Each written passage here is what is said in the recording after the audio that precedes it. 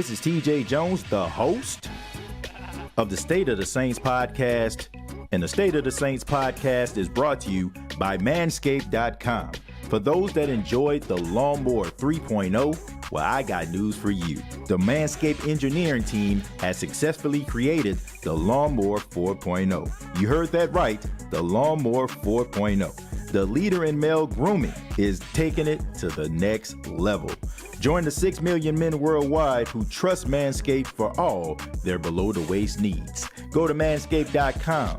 Use the promo code State of Saints, and you will save 20% off on the Lawnmower 4.0 as well as other Manscaped items. That's manscaped.com.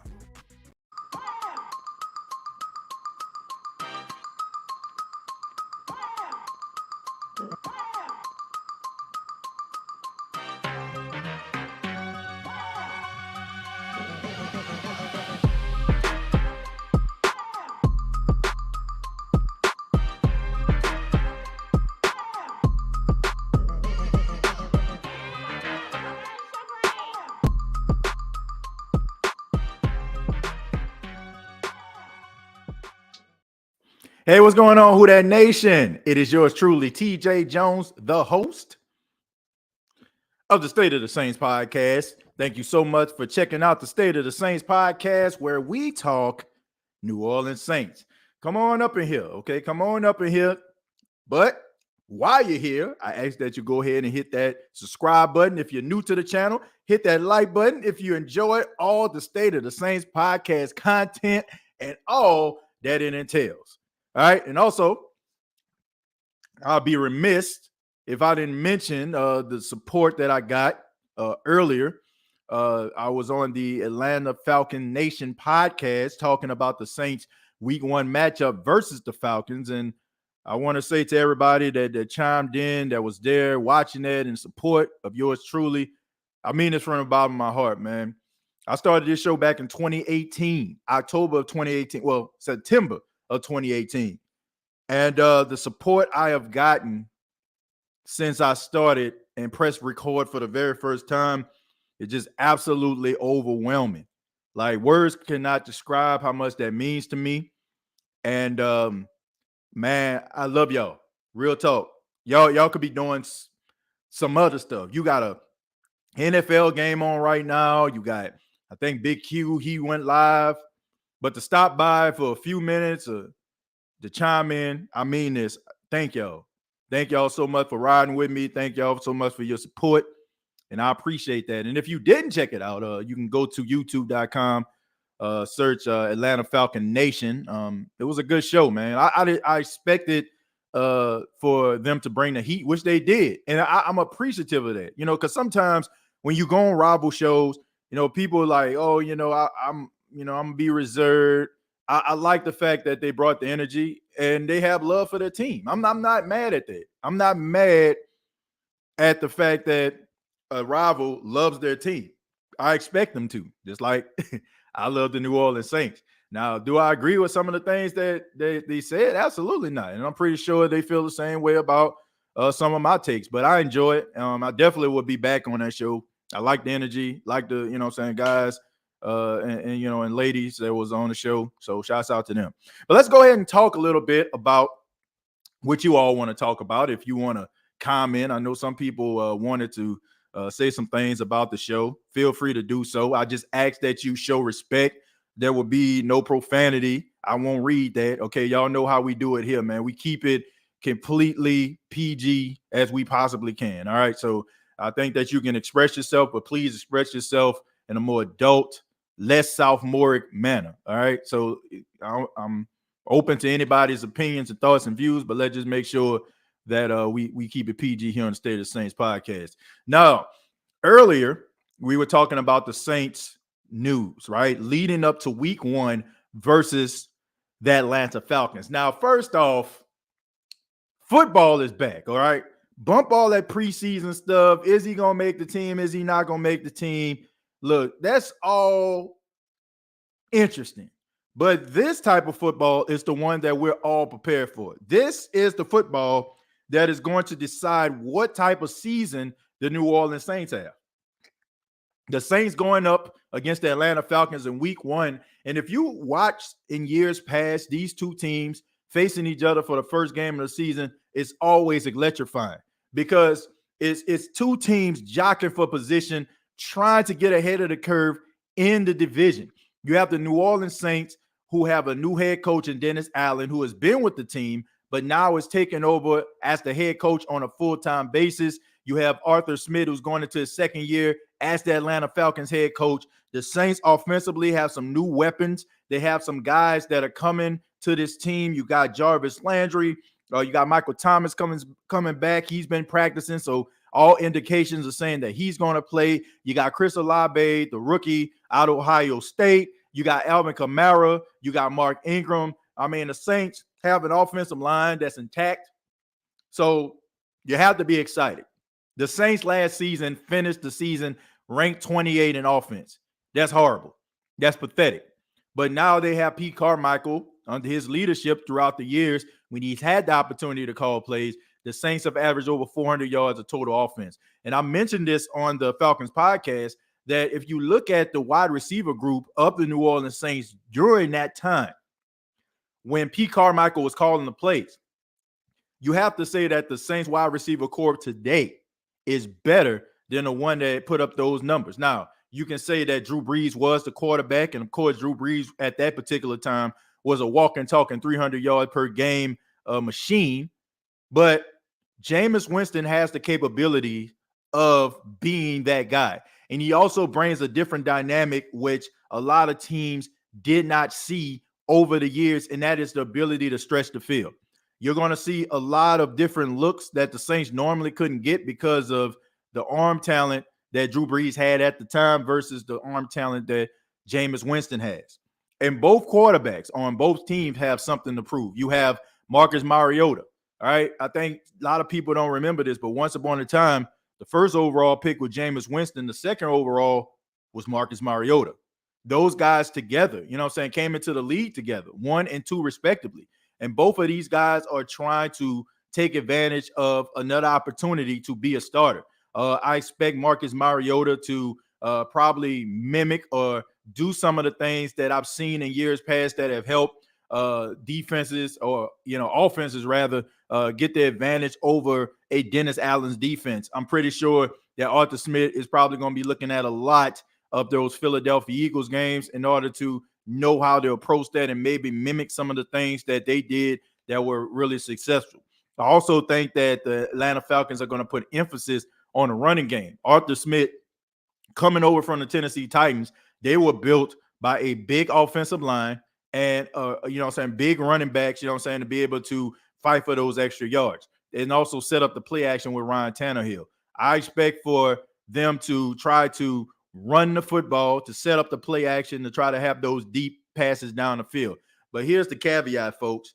The New Orleans Saints get one of the best looks at play action in practice every single day. Jameis Winston is one of the best play action quarterbacks in the league. Now, you can talk about the turnovers and all that kind of stuff, but when it comes to a percentage of being successful during a play action, I don't think that the New Orleans Saints are going to see much better than what Jameis Winston can bring. So I think that with the Atlanta Falcons, them having the ability to take advantage of the play action by trying to wear down the Saints defense, I think that the Saints will be prepared for it.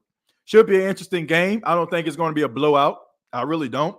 It would be a shock to me if it is. But both teams have something to prove. Both teams are trying to solidify themselves as being one of the best teams in the league. To me, the Saints, last season, they came up short, missing the playoffs.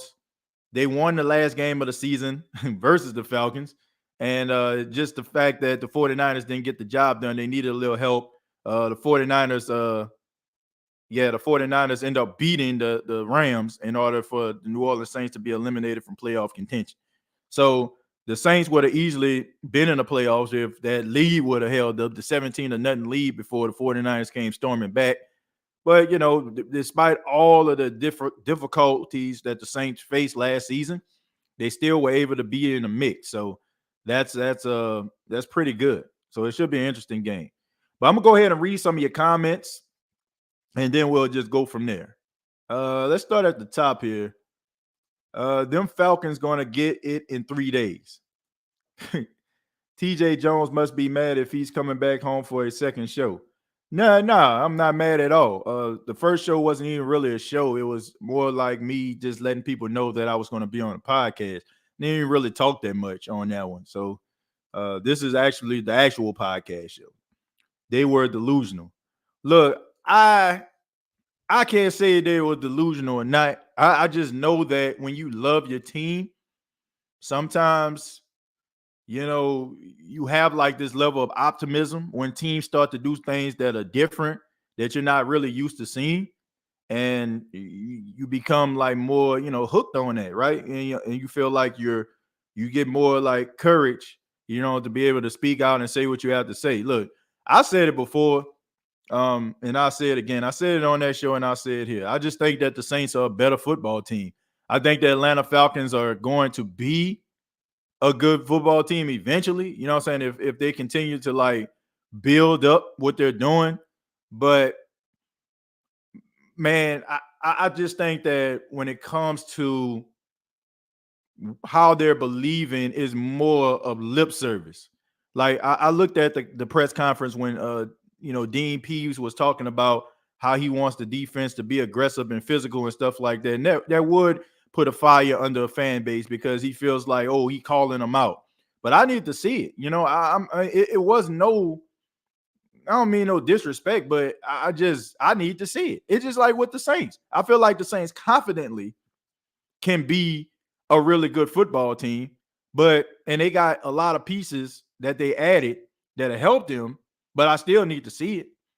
I still need to see it, but I just think that a lot of the optimism is coming through lip service. I haven't seen it. I haven't seen it on the field just yet. So that's the way I feel about it. I don't know. They had to be smoking something. Let's see. Will the Saints cover the spread and why? I think the Saints will cover. I think they'll cover the spread. I think that it's going to come down to who has I won't say who has the ball last, but who can execute and make a play. So that's the way I feel about it. But I will say this: if the New Orleans Saints come into Mercedes-Benz Stadium and jump on the Atlanta Falcons and like just dominate them, like I don't think like if the Saints start off and it's like 14-0, I just think that they're gonna like run away with this football game. But I don't see that happening. I think that the Falcons have something to prove, and that's cool and all, but the Saints got something to prove too. And a lot of these guys are looking at their football immortality and thinking to themselves, I don't know how many opportunities I'm going to get.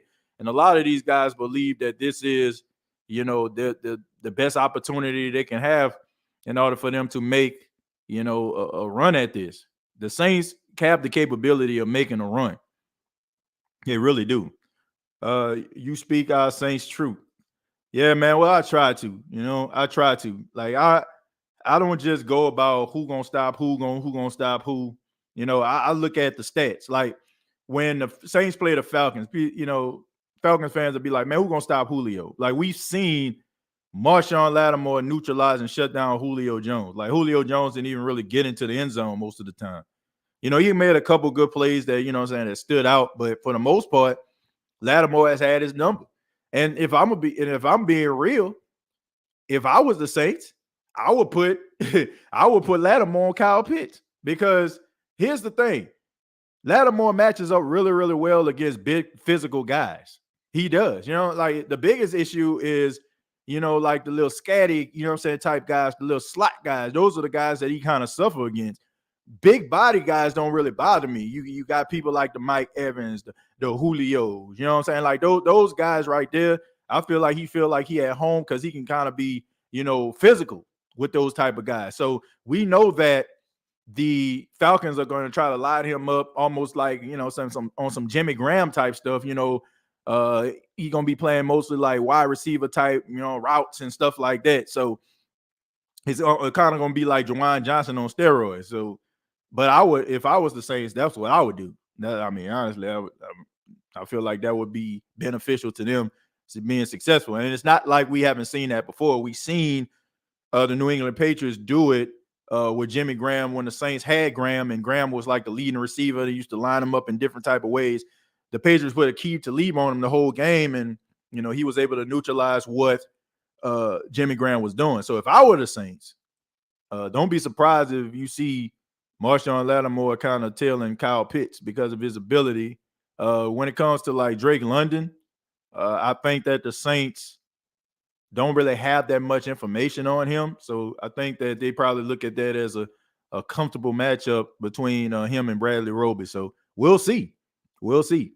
I'm pretty sure Drake London is going to play, even though they're talking about they're going to wait. I don't see the point of waiting. Like, he going to play. Nola says, we got you. I appreciate that, man. We got your back. Jared says, I thank you for that. Says, you're never alone, TJ. I appreciate that. Let's see. Strolling down a little bit. I know the Saints are not unbeatable, but some of those Falcons guys were talking from emotion. Yeah, I mean, I mentioned that. I did mention that. I said, man, we got to be careful that we're not speaking from emotion. I don't speak from emotion. You know what I'm saying? Like, I don't. Like, am I emotional about the Saints? Yes. Okay. I want them to win just as much as everybody else, but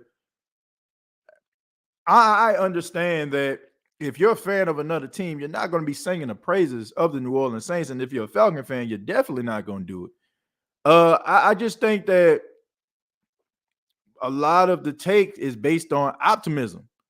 Like, when I look at the New Orleans Saints, I don't have to I'm optimistic, but I know what they're capable of. Like, I know what they're capable. They got a really good offensive line. We've seen them play together. And as far as you talk about with Teron Armstead, let's just be serious, man. I love Teron, but we know he was going to be missing about 5 or 6 games. So it's not like we don't know what life is like without Teron Armstead on a consistent basis. You look at Alvin Kamara, you look at Mark Ingram, you look at what Michael Thomas was able to do when it was just him and Alvin Kamara in the backfield. And also, you have to look at the fact of what Jameis did before injury. So it's not like, I'm hoping Jameis can, like, we know that Jameis is capable of doing some really good things. I think people just get wrapped up in the 30 for 30 stuff, but they act as if that was the only season a dude played. I've said this so many times here on the podcast that Jameis Winston, if you combine all of his interceptions, touchdowns, right? All right. If you combine all his interceptions and average it out, he averages about 15 interceptions per year.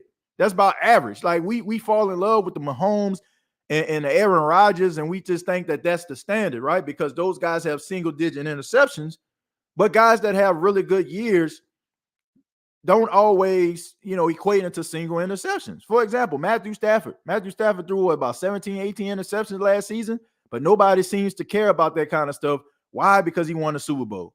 At the end of the day, it's about the end result. It's about the end game. What are you going to be able to do? What are you going to be able to do when it matters most? Okay. And I think that Jameis will be able to get it done. I'm always out of season and don't watch live stream. Happy to be back. Let's ride. Mickey, thank you, man. Them dudes was biased. Of course. I mean, it's a Falcon podcast. Of course, you're going to be biased. It's your favorite team. All love. I enjoy your show. Thank you. Thank you. I appreciate that. Can we do next week New Orleans Saints versus Tampa Buccaneers roundtable next week? Yeah, man. I mean, look, we can doing that going forward. I know I've been in Vegas and I know I've been on vacation, but look, we still doing the State of the Saints podcast. We back. We just try to get refreshed, rejuvenated, if you will. We got to get back, and we got to make sure that, we having a good time and having fun. But now we back and we ready to talk football. TJ, how was Vegas? Hot. Very, very, very hot. But look, me and my wife, we had a really good time. We went out there to see the Usher concert, which I encourage anybody. Like, if you're in Vegas, you're looking for something to do, man, you got to go see Usher residency out there. I'm not even real big on concerts, and I enjoyed that one. Also, man, it was just some, man, it was hot, but I really did enjoy myself. I definitely would go back to Vegas. definitely, you know what I'm saying, planning on going back, more often. And I encourage anybody to go. If you have not been to Vegas, please go. Okay. It's a fun place to go. It's a fun place to go. Let's see. Who that? Yeah, football is back. The Bills 17, Rams 10. Looked like the Rams came back because I think they was down 10-0 at one time, if I'm not mistaken. Tragic, thank you very much for the 199. Says, please do a follow-up show with those guys, please. Yeah, I told them. I said I will be back on the show. I said rather they win or they lose, I'll be back. I told them that. I enjoyed it. Like, I know some people, I know sometimes, it's hard to stomach that, type of stuff if you're not a fan of a team or whatever, but I enjoyed it. And I'm glad that they actually, believed in what they were saying and they didn't back down. I respect that. One of them Falcon people talking about they only going to lose one game in the division. I mean, we'll see. Why Atlanta is saying that their team is different, like we aren't. Well, look, I hate to say it like this, and I know people were seeing me and I was smiling, and they think that it was being, condescending or whatever, or being like I wasn't. I just heard this before. Like I've heard like all the things that Atlanta is going to do and what they're going to add to the team and what they've done. And I'm not saying that they won't. Like, I'm not saying that they won't, but all I'm saying is you got to make a believer out of me. And I don't feel bad about saying that because how many times you've watched the State of the Saints podcast and I've said that the Saints look good on paper, but you got to be able to play between the lines. So we can talk about them adding this and them adding that, but you got to be able to go out there and execute. And I'm definitely not about to sit up here and just start like, man, they got this and fall in love with speeches and rah-rah and all that kind of look. I need to see this thing happen. Okay. I know that was a really good drive, Andy Dalton, really good drive, Jameis Winston. But look, I need to see this thing up close. That's what I need to see. So I understand them buying into what the team is selling. Just makes the Atlanta Falcons really good salesmen. But I don't expect for them to like not have optimism about their team. You should. They're gonna have that. I mean, it's just different looking at it from a team that we all despise. I have a problem though. Who do I start in my fantasy? Mike T, Olave, or Juice? To me, to be quite honest, I would start Jarvis Landry. I'll start Jarvis Landry, to be honest. Phone lines, TJ. No, phone lines will actually take place on tomorrow's show. It'll take place on tomorrow's show. I'm gonna do a show on tomorrow, and then we'll just take some phone calls on that one. Because Jared, to be honest with you, man, it's been a really long day. I ended up like touchdown in Jackson, Mississippi, like around 10 o'clock last night, right? 10 o'clock last night, me and my wife came back from Vegas. I drove down to Vicksburg, picked up my son from my mom's house, and we drove 11 hours back to Myrtle Beach. Okay, I got home like around 11:30, 12 o'clock noon, and I only got maybe like about 3 or 4 hours of sleep before I had to get up in order to like do that podcast with them. So your boy kind of spent, and I want to make sure that I'm giving people undivided attention and making sure that I respect what they're, actually saying. But it's been a long day, and so we're gonna do a podcast on tomorrow, and we're gonna talk about it. And then Saturday, of course, we'll do another podcast. That one I'll probably do in a hotel room, because I'll be going to Atlanta for the game on Sunday. TJ wasn't trying to hurt their feelings. It wasn't so much I was trying to hurt their feelings. I mean, here's the thing, Ryan. We can talk till we blue in the face, right? It's almost like I use this example. You got a best friend, right, Ryan? You got a best friend, all right? Just your boy right here. It's your guy. He dating a girl, right? He dating a girl, and you can obviously see like this ain't a good fit for him. Like, man, you can do better than this, man. You telling him, right? Man, you can do better than this. You need to, you know what I'm saying, do this, that, and the third, man. They got so many other people out here that can do you right.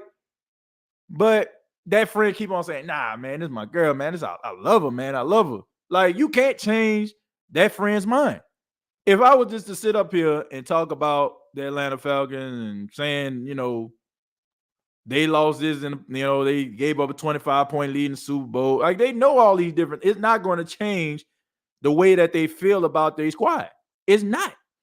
So I'd rather hit you in the face with some truth.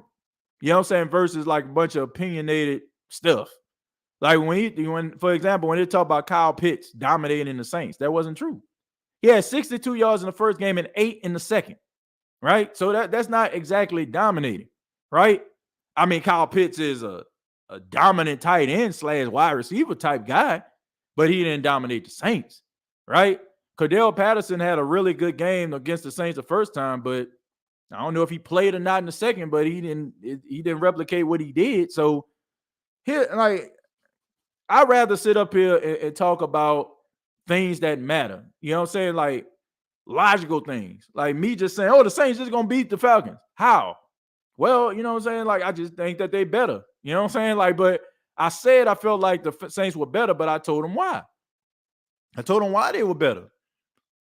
People are putting a lot of stock in the fact that Dennis Allen is the head coach, but the Saints didn't lose anybody. They didn't lose anybody defensively. They didn't lose anybody offensively. And they gained Doug Marrone as an offensive line coach, who is arguably one of the best when it comes to like at that position. So I'd rather sit up here and talk about things that are plausible, things that are factual, things that are actually being proven, right? It's like when people talk about, Michael Thomas or whatever. I'm like, Michael Thomas, last time he played the Falcons on a bum ankle, went for 100+ yards. And then they talked about one of the wide receivers, for the Falcons going for 130+ yards. But I'm like, it was a lot of soft shell defense during that time, I call it Taco Bell defense, soft shell, you know what I'm saying? Like soft defense, you know what I'm saying? Like that. I mean, so of course, like he was probably eating in the zone or whatever, but I don't know. Here's the reality. You can't change the mind of people that love their squad. You can't. So why waste your time? I'd rather hit people in the face with some truth, some things that can't be disputed, and you have no choice but to believe that. Rather you can accept it or not. But let me see. That dude on the show said he'd rather have Simeon over Dalton. Well, look, that's probably from a Cowboy standpoint. When it comes to Andy Dalton, and also with the Chicago Bears, but I say this all the time, and I'm gonna stand by this. It's about where you go, who's coaching you, and I think people like look at Andy Dalton as if this dude was just trash for the Bengals. He was not. The dude still was making it to the playoffs as the quarterback. I mean, there's a reason why AJ Green was respected wide receiver. You know what I'm saying? TJ Houshmandzadeh. You know what I'm saying? Like, y'all know. Like, these guys, you know what I'm saying? Like, not so much TJ, it was towards the end of his career, but AJ Green and Andy Dalton came into the league together, right? I think Andy was the second round pick and AJ Green was the first. And both of those guys made a name for themselves by that connection that they had. So I just think that people tend to forget about the good moments that Andy Dalton had. Now, they kind of scoffed a little bit when I talked about Andy Dalton, coming into a game and being able to win. I'm like, it's possible. You know what I'm saying? Like some people would probably make an argument to believe that Andy Dalton might have a better chance of winning than Jameis. I don't believe it, but some people do. Some people do. Some like how many arguments or how many times have people got mad at me or made a comment talking about how Bobby Abel feels about Andy Dalton over Jameis Winston, right? So I don't believe it, but I mean, everybody's entitled to their opinion. But I have to say we have to be real careful not to allow media narratives to go into our minds and not allow us to do the research on our own. Like, when it comes to Marcus Mariota, like I would be remiss if I didn't mention that, his career has been plagued with injuries, and I just feel like at the time the Tennessee Titans were trying to figure it out. I mean, what, Jeff Fisher was the coach, if I'm not mistaken? Was he? Was he the coach, or was it someone else? I'm not too sure. You know what I'm saying? Like, so he really didn't have a chance. The whole entire organization was kind of in shambles. So how can you build around that? And it was the same thing with Jameis. So I feel like both guys should have a second chance to try to do some things, and hopefully both of them will be able to, take advantage of those situations. The guy they were calling coach listed all the reasons why the Falcons are better than the Saints in his opinion, then proceeded to say the Seahawks will give them problems. I had to hit the Bishop Bowinkle. Well, look, he was talking about um, Jarvis Landry struggling in zone or something like that, if I'm not mistaken. I don't agree with it. You know what I'm saying? Like, if you look at, man, I don't really look at Juice Landry struggling in any capacity. You know what I'm saying? I think that dude had a capability of being a number one receiver. And if you look at Ryan Tannehill throwing him the football, you know what I'm saying? Baker Mayfield trying to figure it out.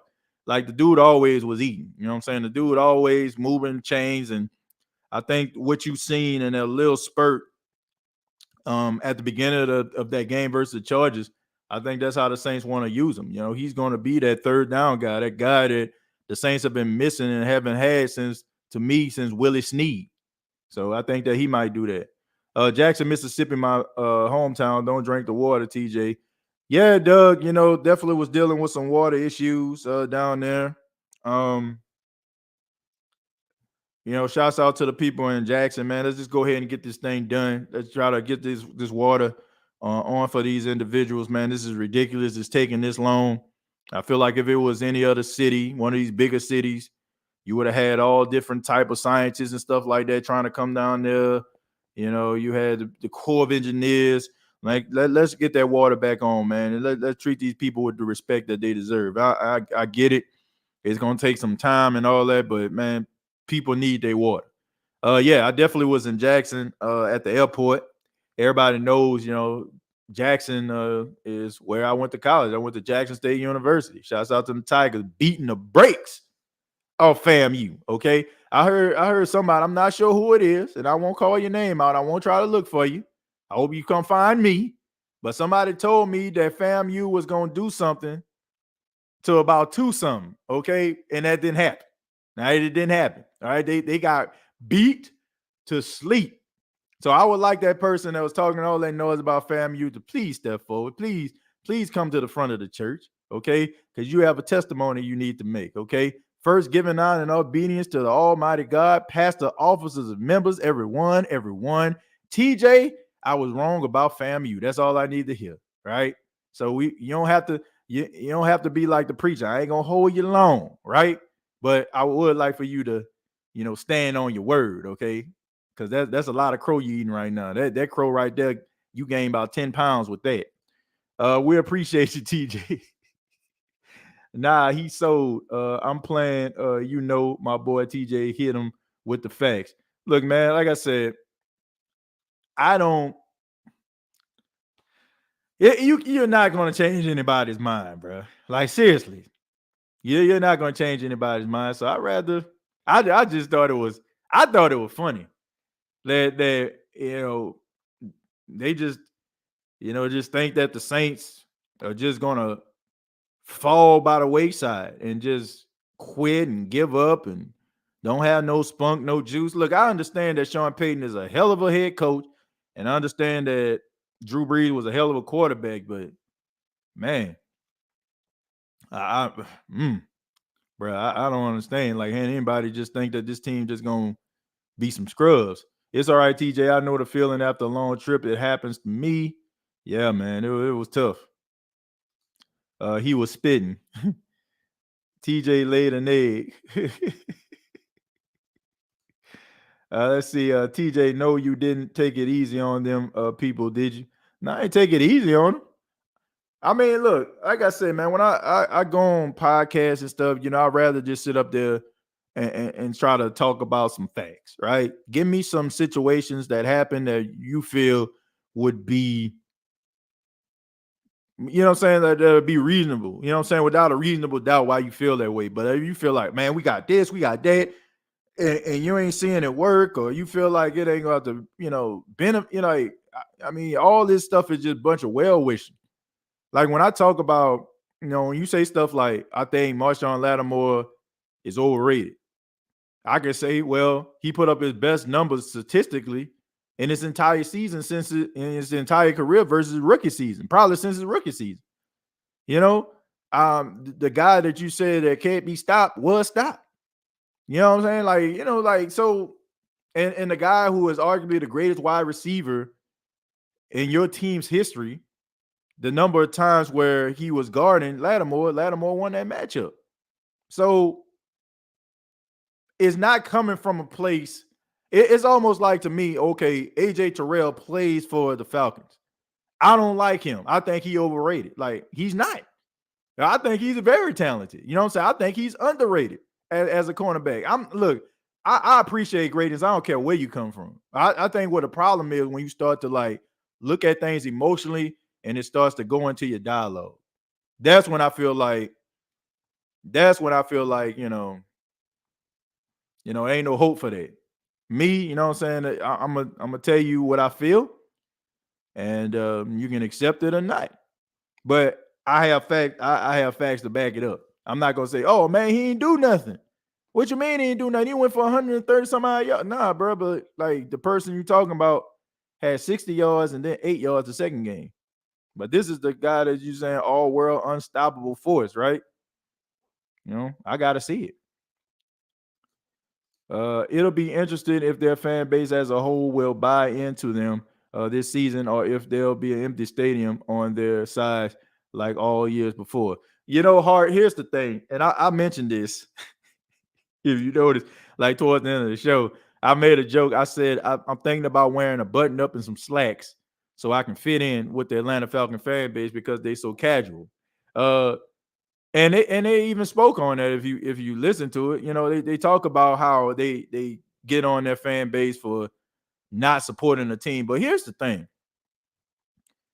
The city of Atlanta is loaded with a bunch of individuals that aren't from Atlanta. People move to Atlanta from different places, from all walks of life, so they can get a piece of the African American dream. You know what I'm saying? Not that they ain't got white people in Atlanta. They do. Okay. Shouts out to Austin Theory. But here's but here's the thing, people come to Atlanta to be an entrepreneur. They go to Atlanta to, try to find their way on the set of Tyler Perry's next movie or next TV show. They, what I'm saying, they try to, be on the next, Real Housewives. Like, they got so many other things that they can do. I will give them that. Okay. But here's the thing. Don't come here and talk to me about your passion and love for your team if it's conditional. When it comes to the New Orleans Saints, you have people that have been rocking with the New Orleans Saints since the 90s when they were terrible, from the 80s when they were terrible, 70s when they were terrible. Like, you have people that's like that. Now, they will pinpoint certain exceptions to the rule. Like, there was a clip that was played, Lil Wayne talking about him putting on a starter jacket, which everybody, like, I don't care. You know what I'm saying? Like, I get it, right? That's his prerogative. He don't like the Saints, but it seems like people just like to bring him up. You know what I'm saying? Like, look, dude, I mean, I like Lil Wayne. He's a legend, rap legend. But the dude, I mean, he from New Orleans, but I don't think of New Orleans when I think of Lil Wayne. I don't. I think about a couple more people before I even think about him. As a rapper, yeah, he great. Okay, and he from the city, that's great too. But everybody's not gonna like everybody, just because you're from the city, everybody's not gonna like that team or the sports teams.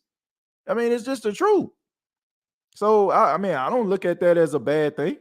But when it comes to love for the team, I guarantee you, the love for New Orleans Saints football is deeper and more unconditional than the love for the Falcons. I'm serious. Because and even, you know what I'm saying, and if they're being real, they'll tell you that too. They'll tell you that too. I got 95 people watching this right now. I ask that you hit the like button. Please hit the like button. Subscribe to the channel if you have not already. Let everybody know that you enjoy the State of the Saints podcast and all the content. I'm gonna stroll down a little bit, and we're gonna end up like calling it a night. But I do have to mention this. We gotta pay some bills real quick. The State of the Saints podcast brought to you by DraftKings Sportsbook. Says football fans, the first Sunday of the NFL season is here, and DraftKings Sportsbook, an official sports betting partner of the NFL, is giving new customers a can't-miss offer to celebrate the return of the NFL season. Right now, new customers can bet just $5 and get $200 in free bets instantly. And as an added bonus for week 1, everyone can experience the thrill of DraftKings early win promotions. It's simple. Bet on any NFL team to win.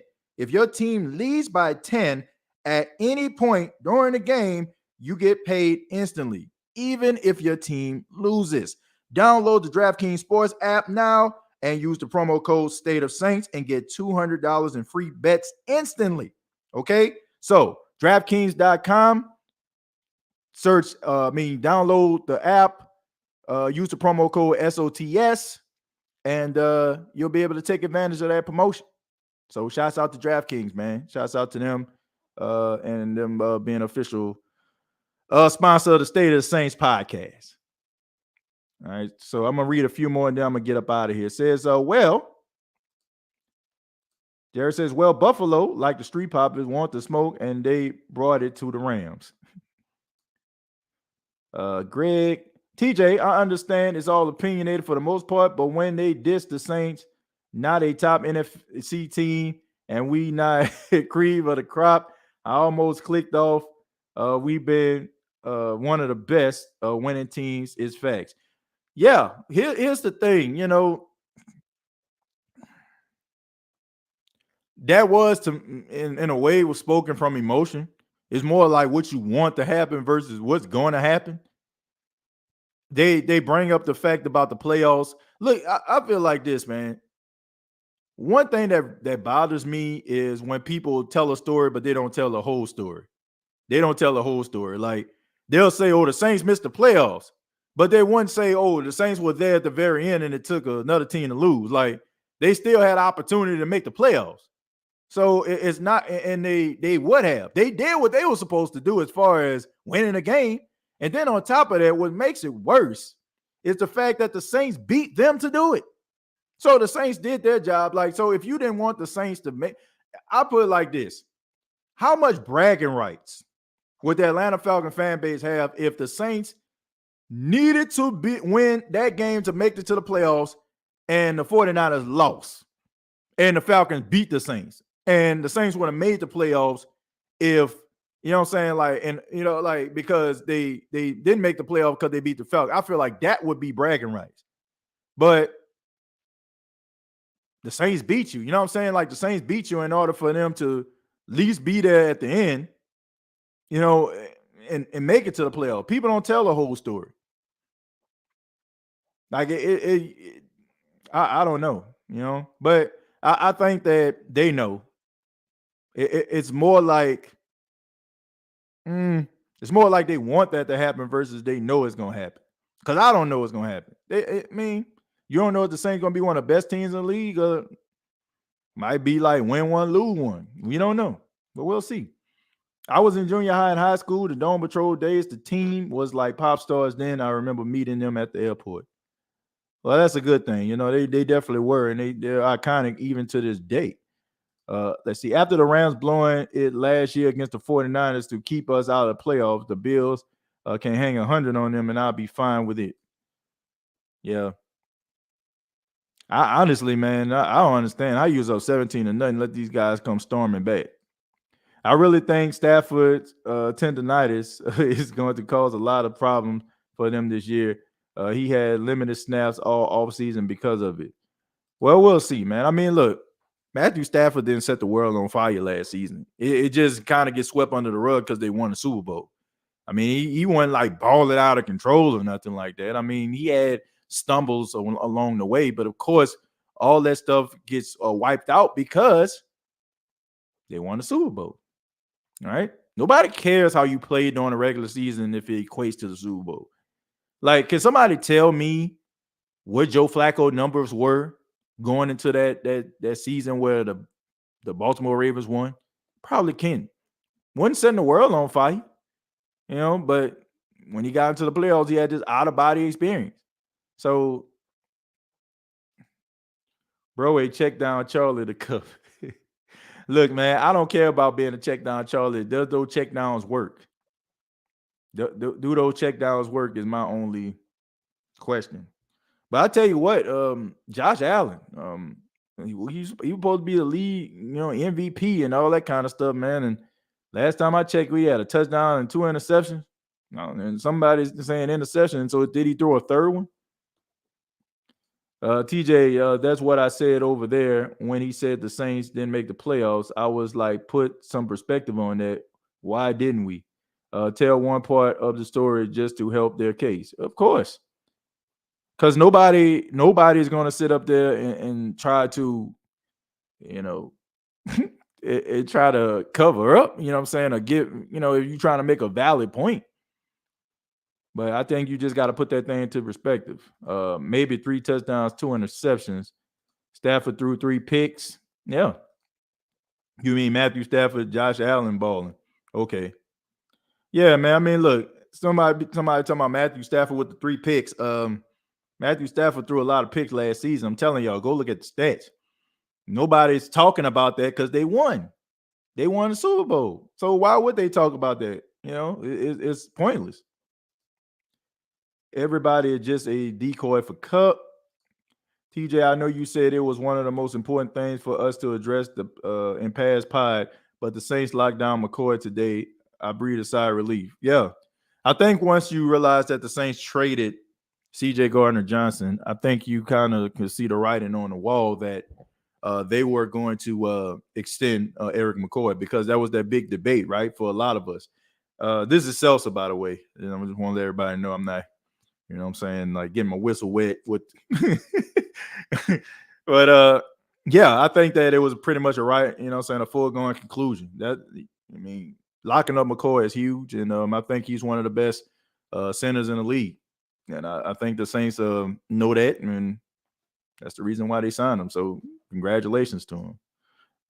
Hope all y'all can come out, support Who That Nation. We're doing an event called the Fix That Kickback HBCU promo. Tickets available now at www.fixitart.com. So y'all make sure that y'all can support the Fix It Art Kickback HBCU promos.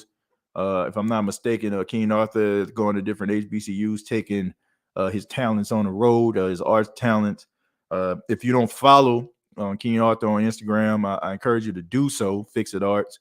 And he has like different videos of the different activities that they all offer. They're extremely fun and exciting. Definitely something I would love to do. So y'all make sure that y'all support that. Okay, so you might be coming to a town near you. Yeah, that's a dove. Big McCoy locked down for the future. Yeah, that's a huge win. You want to be able to keep your offensive line and some of the best players on your offensive line as long as possible. TJ, let me find out you got a Mad Dog 2020 in the brown bag. Nah, we not drinking that Mad Dog 2020, okay? we not in the college dorm no more. You know what I'm saying? Like we ain't going all the way to the bottom of the cooler. Why, for some apparent reason, Mad Dog always at the bottom of your local cooler at the gas station. I know they all noticed that, right? It's like always at the bottom shelf, right? And it comes in like this moonshine type bottle. Like, you used to have like the old people, saying back in the 20s and 30s used to have the hooch in their back pocket, what I'm saying? They're hot, they just pull it out and drink a little swig of it, put the top back on, put it in their back pocket. That's what that Mad Dog do, right? And then they got the longer bottles too, what I'm saying? That look like, the blue juice look like, some magic potion or something like that's gonna turn you into a superhero or something, man. TJ watching Buffalo beat up on the Rams. Buffalo looks good. Yeah, man, Buffalo, we know that they were going to be a good football team. They came up short last year, and probably one of the most exciting playoff games you ever want to see. That entire playoffs was exciting. Every game was edge of seat. Let's see. Thanks for the shout out, TJ. Love to you and all the Who Dat Nation. No problem, man. Allen Robinson been quiet. That's not a good thing because everybody was talking about how he was supposed to shine through. But I mean, it's early. It's early, man. It's early. Let's not put too much into it. If we're having the same conversation around week 5, then maybe it's something that calls to pause, but not right now. Bills D look like they're ready to go home, letting the Lambs get first downs right and left after fumbling that ball. Man, I'm gonna have to watch this game. Well, I'm probably not. I'm tired, man. I'll probably check out the highlights in the morning. Mad Dog 2020 Blue Juice look like that stuff that brings out Buddy Love from another professor. Let's see, TJ. I don't know what's wrong with them Falcon fans. Earlier, that one dude was a definition of a walking delusion. They love their team, man. TJ, that Super Bowl hangover in full effect. Bills versus Saints, book it in February. I hope you're right. I don't care if it's Saints, Bills, Saints, Bengals, Saints, Chiefs. As long as the Saints in that number. No pun intended. But I want to say thank you all for checking out the State of the Saints podcast, and shouts out to everybody that checked out the Atlanta Falcons Nation podcast I was a part of. Thank you all for your support as well. If you have not already, please hit that like button on your way out. Also, hit the subscription button, okay? Subscribe to the State of the Saints podcast. We're one of the most interactive podcasts out there. We cover the New Orleans Saints. Much love to everybody that's here. If this is your first time, hopefully it won't be your last. Previous episodes available on iTunes, Spotify, iHeartRadio, and Anchor FM. This has been the State of the Saints podcast. Till next time, all I got to say is, who dat?